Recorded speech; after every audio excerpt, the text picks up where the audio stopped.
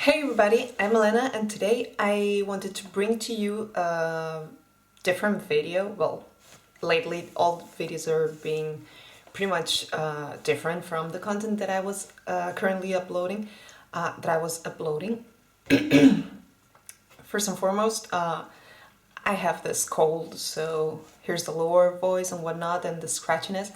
But other than that, I just wanted to bring to you this video, this cooking video, making a dessert that it's really typical from Catalonia for Halloween in here, which is called la castañada.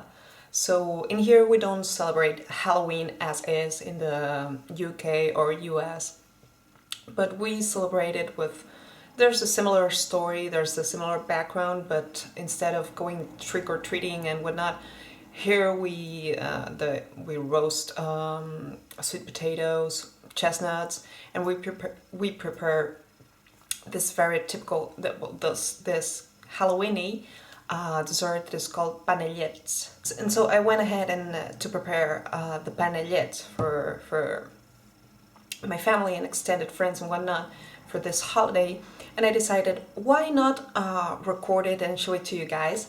So yeah, that's what I did. As you will see, it's the process of the making. It's just going to be close up.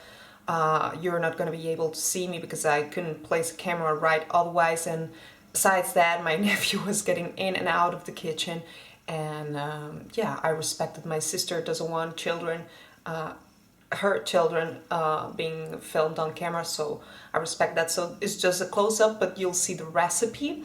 I will walk you step by step, and I think it's a recipe that you can easily find the ingredients all over the globe, and you can create it at your home, and you will have a taste if you do that of the typical dessert that we have for this holiday in here.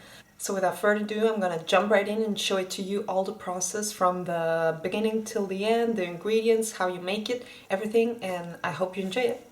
So all you're gonna need is the ground almonds, the mashed potato, the sugar, the crushed almonds, then you take the coconut shavings, some pinions, some egg beaten, a bit of coffee, and some quince cheese.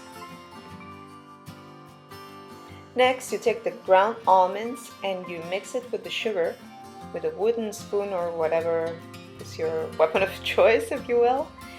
And once it's nicely blended, as you will see, I will transfer it really soon into another bowl, because when I added the mashed potato, just remember, just boil the potato, add no salt, no anything, just the potato, and then you peel it and mash it with a spoon, with a fork. And yeah, you start working the dough with your hands, clean hands of course, up until it becomes a uniform dough, and it has to be sturdy consistency. And you will see that it's ready once you can form a little tiny ball in the form of a meatball. Now it's ready.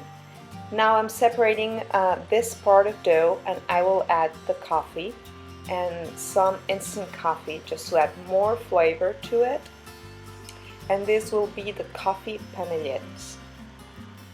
I will work the instant coffee into the dough, as you are seeing, and once it's nice and nicely blended, I will start forming these little cylinders that later on are going to become the coffee beans. Now I am dipping it into sugar for the outer coating, and yeah, you work it, you create this cylinder, and you place it on the sheet pan. And I keep on going.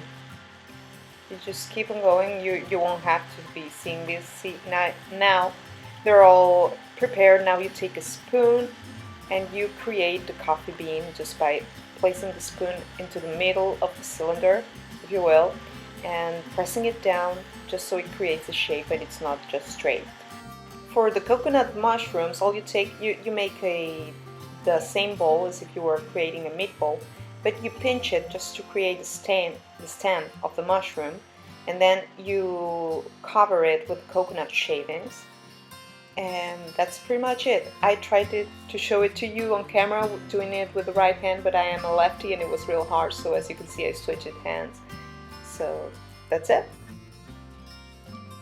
Next up we're gonna create the ones that have quince cheese inside, and as you can see I placed some saran wrap on my countertop, and then I place the dough and I put it flat on the surface. Don't make it too thick but not too thin. Place the quince cheese on top, and then I'm gonna take a knife, you're gonna see it, and I'll just go through it with the saran wrap and all and separate it, just so it's easier to create the roll that we're trying to create. As you can see, I will fold it onto itself, the quince cheese and the dough, and now with the help of the saran wrap I'm just gonna roll it around, press it nice, and now we have created the cylinder. I'm not very good at voiceovers and whatnot. It's just probably my first voiceover ever, and I have no mic, so I don't know how it's working. Now we cut off the edges, and you press down. You don't swing the knife, you just press hard down, and you have created the quince cheese panellet. As you can see, it ended up perfectly, and you place it into the sheet pan, and you keep it rolling.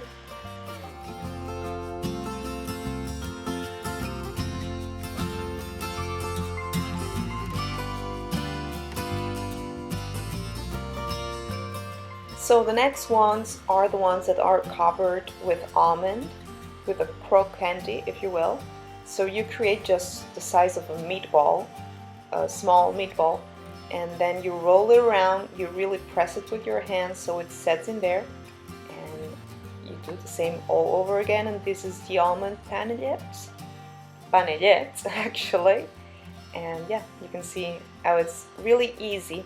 But the hard part is just to get to the outer coatings to attach to the dough that we are creating.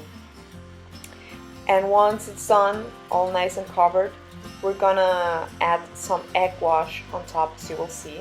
You take a silicone brush, a cooking one, and yeah, you just coat it all over with the egg wash that you prepared beforehand. For the pinion panellets, which are the star of the show actually, you are gonna create just a ball, once again the tiny ball, and then you first dip it into the egg white, not egg wash but egg white, and then you roll around the pinions. You really have to work your way through it, really press it down, otherwise it doesn't get stuck.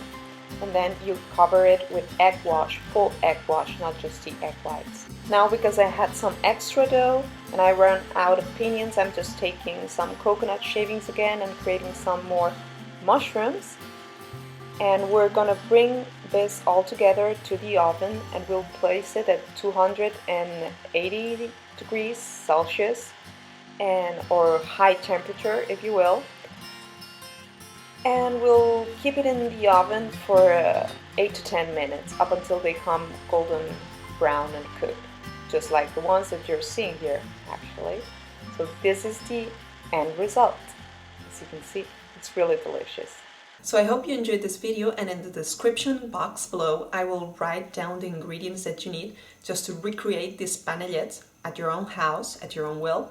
So it's going to be easier for you. You don't have to write it down. You can just copy, paste it, and print it. And yeah, I hope you enjoyed this video, and see you in the next one. Bye!